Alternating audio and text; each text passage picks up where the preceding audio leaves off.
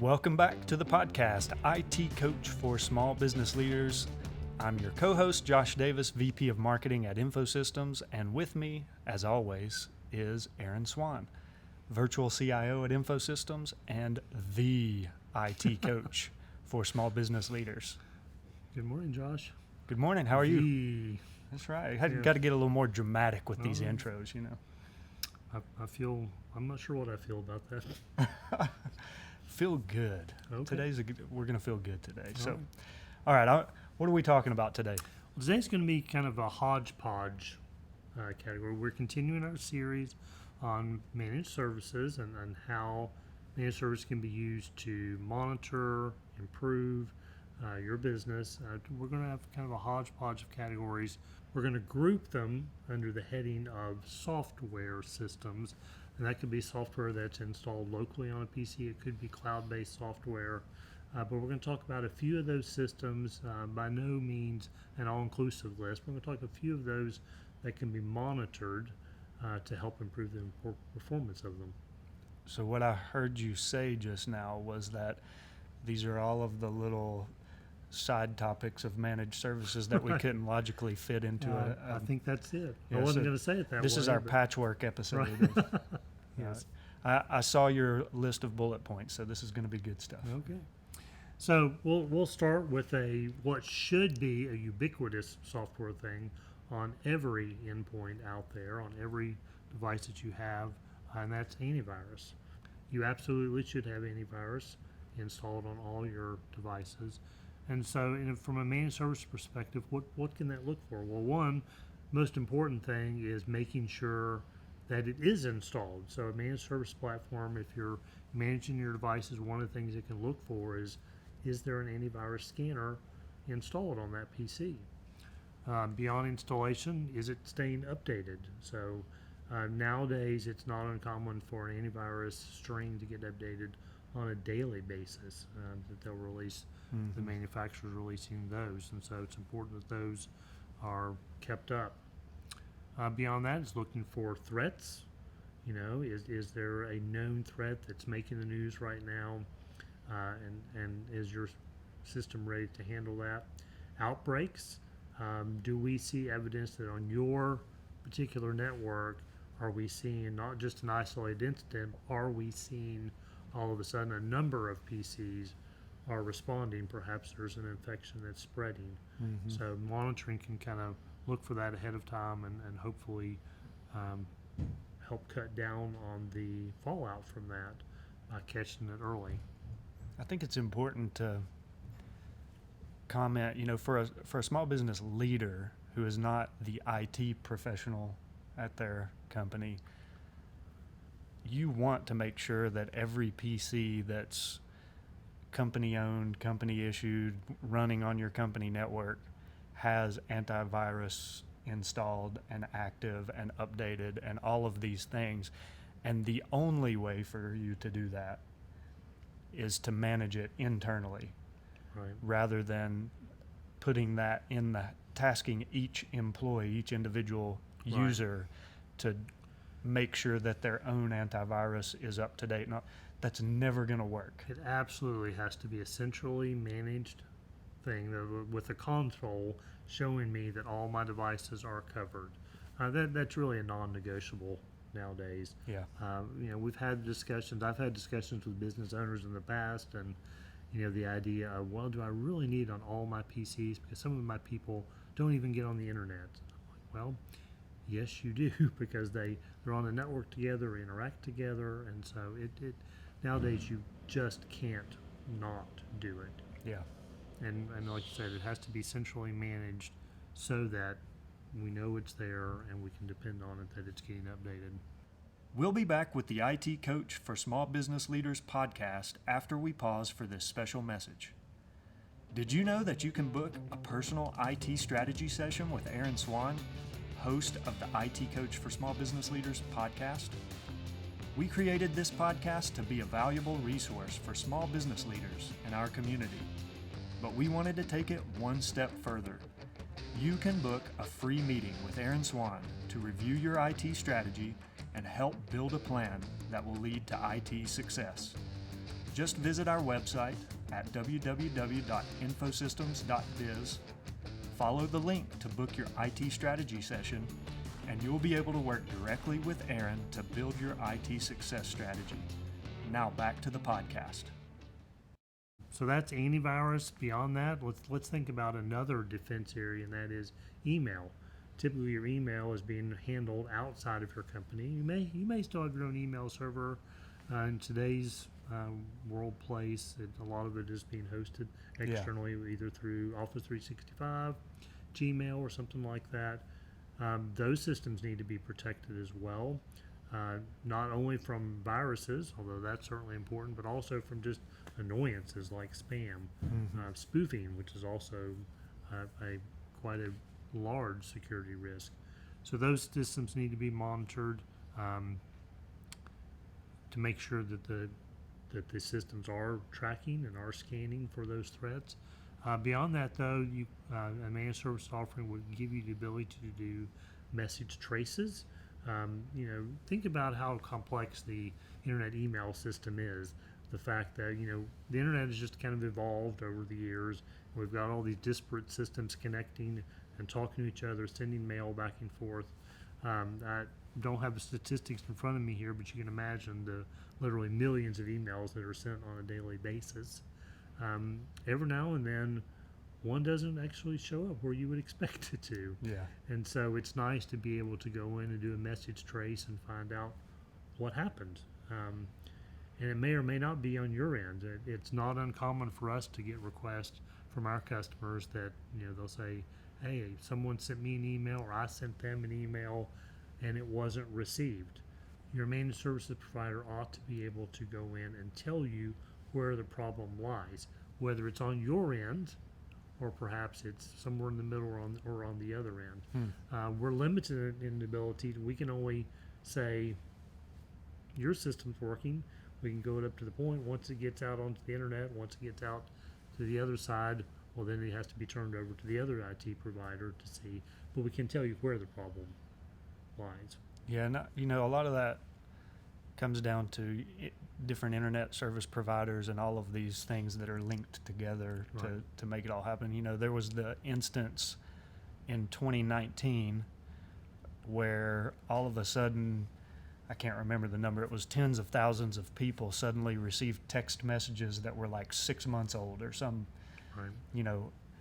and it was because some particular carrier, there was a glitch or something. All these text messages got held up, and then all of a sudden, I guess magically the glitch fixed itself at some point, or something happened at this carrier, and all those messages were then delivered that had never previously been received. And then you found out you had been invited to that party after all, right? I know, I missed that invitation because of that, and it crushed me. But anyway, stuff does happen like that with the internet service providers and the wireless carriers and all. There are issues, and so it is, like you say, it's helpful to know or to be able to figure out where is the problem. Is it on my end? Is this something that we need to address internally with our technology, or did something go wrong once it left our network and our control?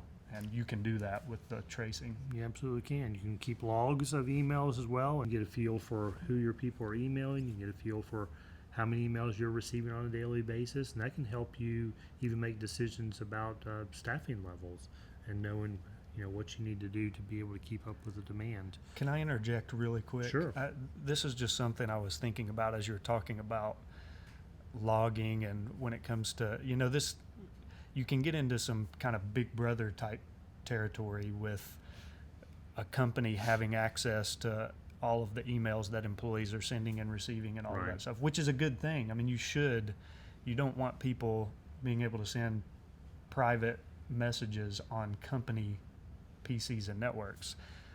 But when it comes to, I don't know if you have some further comments you can add there for companies that may not be doing stuff like that, archiving all of the emails that their company or that their employees have sent and received, so that, let's just say, if there is some type of issue with an employee, maybe somebody gets terminated, there's a disgruntled employee, there's a lawsuit, or something happens companies can have a record of all of the email that employees have ever sent Absolutely. or received. So yes, and I do have a comment on that, and that is, we have the idea that we have this big brother mentality about the whole thing. What I encourage companies to do is you absolutely have the right to monitor and manage those email systems, but be upfront about it. Yeah. Don't be secretive about it. Tell your employees, let them know up front in the handbook that we own the email systems.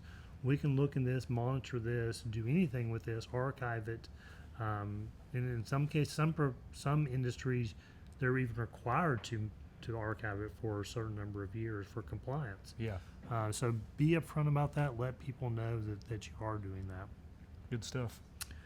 Beyond email, a few other things that I'll mention is Know Before. We've talked about that before. That's a particular brand name, but the idea is that of doing simulated phishing tests or doing training on security for end users. Well, those are great programs to have, but they need to be managed as well. Someone has to actually go out there and set up that phishing campaign, pick out that training. So, don't invest in it and then not use it. So make sure that you are.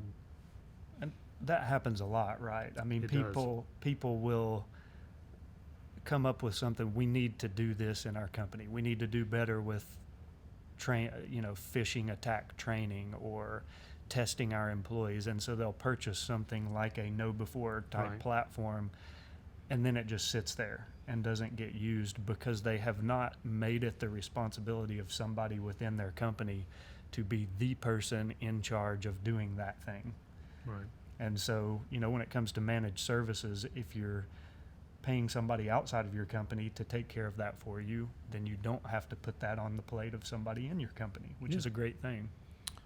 So those are just a few items. We could go on for quite a lot of time talking about various software offerings that can be monitored, but I just want to give a couple of examples.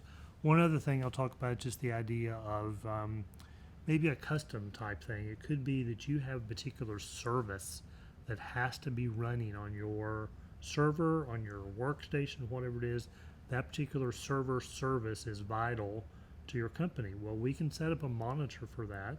A managed service provider can monitor that service is running, whatever it is, whether it controls perhaps some manufactured equipment that's tied to your systems, and you need to know that service is up and running.